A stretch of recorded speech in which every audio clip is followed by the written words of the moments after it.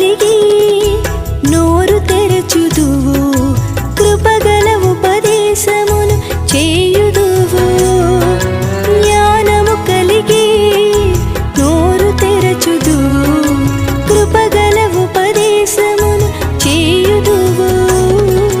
ఇంటి వారిని బాగుగా నడుపుచు వారి మన్ననలను పొందుచుందువు. ఇంటి వారిని బాగుగా నడుపుచు వారి మన్ననలను పొందుచుందువు. అమూల్యమైన ఆణిముత్యమా, యెహోవా దేవుని హస్తకృతము.